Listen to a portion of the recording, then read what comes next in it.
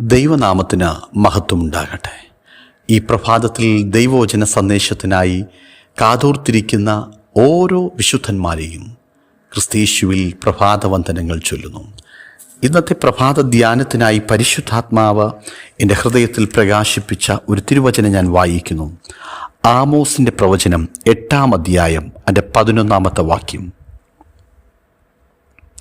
അപ്പത്തിനായുള്ള വിശപ്പല്ല, വെള്ളത്തിനായുള്ള ദാഹവുമല്ല, യഹോവയുടെ വചനങ്ങൾ കേൾക്കേണ്ടതിനുള്ള വിശപ്പ് തന്നെ ഞാൻ ദേശത്തേക്ക് അയക്കുന്ന നാളുകൾ വരുന്നു എന്ന് യഹോവയായ കർത്താവിൻ്റെ അരുളപ്പാട്.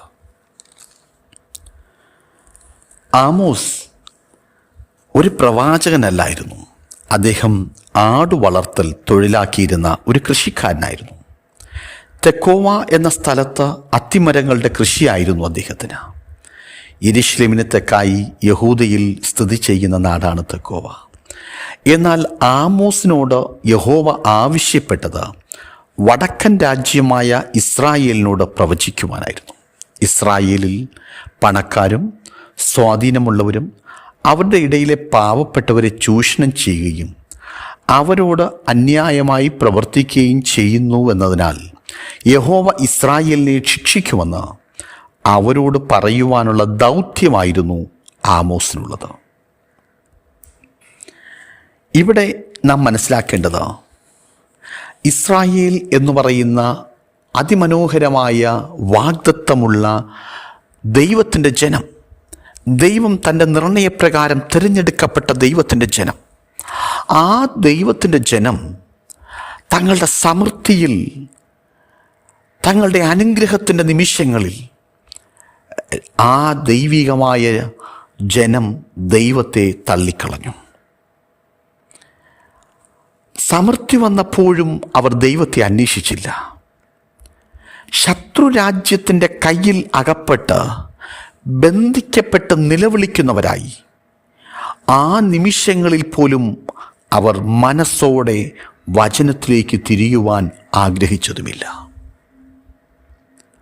ഈ രണ്ട് കാര്യങ്ങൾ പ്രധാനമായി നമ്മുടെ ഹൃദയത്തിൽ പതിയട്ടെ. ഈ രണ്ട് വിഷയങ്ങൾ ദൈവത്തിൻ്റെ ഹൃദയത്തിൽ തൻ്റെ ജനത്തെക്കുറിച്ച് വേദന ഉളവാക്കി. ആ വേദനയുടെ നടുവിൽ നിന്ന് പരിശുദ്ധാത്മാവ് പ്രവാചകനോടൊരു ദൂതറിയിച്ചു. അപ്പത്തിനായുള്ള വിശപ്പല്ല, വെള്ളത്തിനായുള്ള ദാഹവുമല്ല. ഇവിടെ സമൃദ്ധിയുണ്ട്. മെറ്റീരിയലിസ്റ്റിക് ആയിട്ടുള്ള, കാണുവാൻ കഴിയുന്ന അപ്പം, കുടിക്കുവാൻ കഴിയുന്ന വെള്ളം ധാരാളമായിട്ടുണ്ട്. അവർ ഉപേക്ഷിച്ചത് ദൈവത്തിൻ്റെ ജീവനുള്ള അപ്പമായ ദൈവത്തെയായിരുന്നു, ജീവൻ്റെ ജലനദിയായിരുന്നു. ആ കർത്താവ് പ്രവാചകനോട് അരുളി ചെയ്യുന്നത്, ഞാൻ യഹോവയുടെ വചനം കേൾക്കേണ്ടതിനുള്ള വിശപ്പ് തന്നെ ഞാൻ ദേശത്തേക്ക് അയക്കുന്ന നാളുകൾ വരുന്നു.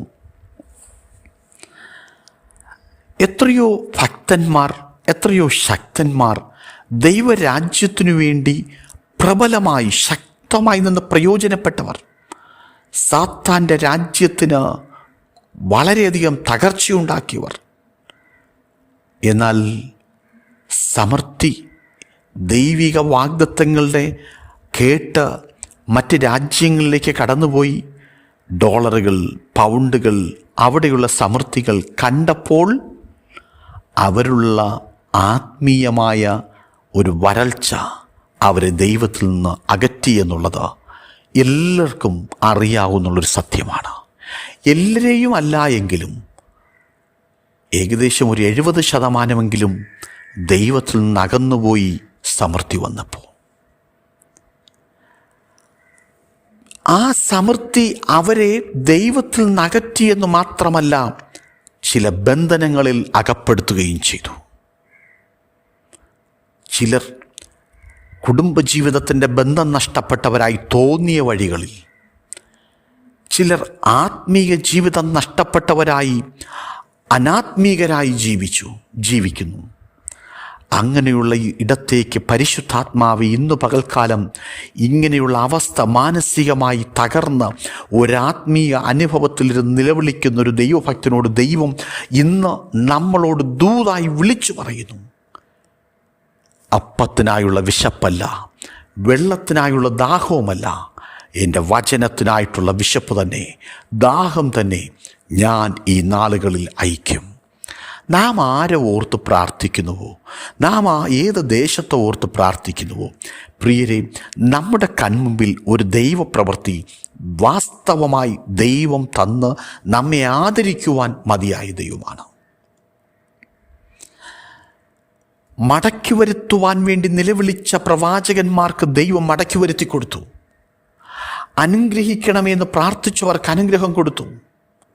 പക്ഷേ ആ അനുഗ്രഹങ്ങളിൽ നിൽക്കാത്ത ജനം ബന്ധനത്തിൽ അകപ്പെട്ടപ്പോൾ ദൈവത്തിൻ്റെ മനസ്സു വേദനിച്ച് ദൈവം പറയുന്നു, അപ്പം കൊടുത്തപ്പോൾ, സമൃദ്ധി വന്നപ്പോൾ, ദാഹജലം കൊടുത്തപ്പോൾ, അവരുടെ ഉയർച്ചയിൽ അവർ എന്നെയാണ് ഉപേക്ഷിച്ച് കളഞ്ഞത്, അവർ വചനത്തെയാണ് തള്ളിക്കളഞ്ഞത്. ഇന്ന് പകൽക്കാലം ഈ തിരുവചനം കേൾക്കുമ്പോൾ മടങ്ങി വരണം എന്ന ആഗ്രഹമുണ്ടെങ്കിലും പലപ്പോഴും എനിക്ക് കഴിയുന്നില്ല. എനിക്ക് ജീവിതത്തിൽ സ്വസ്ഥമായി ജീവിക്കണം, കുടുംബമായി ജീവിക്കണം.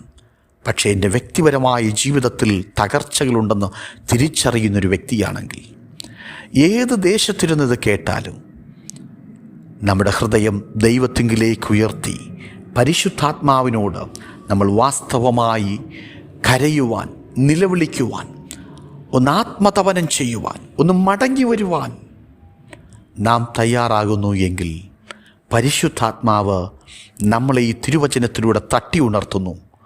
ആമേൻ. Return to the word of God. ദൈവവചനത്തിലേക്ക് തിരിയുക, വചനത്തിനായി ദാഹിക്കുക, വചനത്തിനായിട്ടൊരു വിശപ്പ്.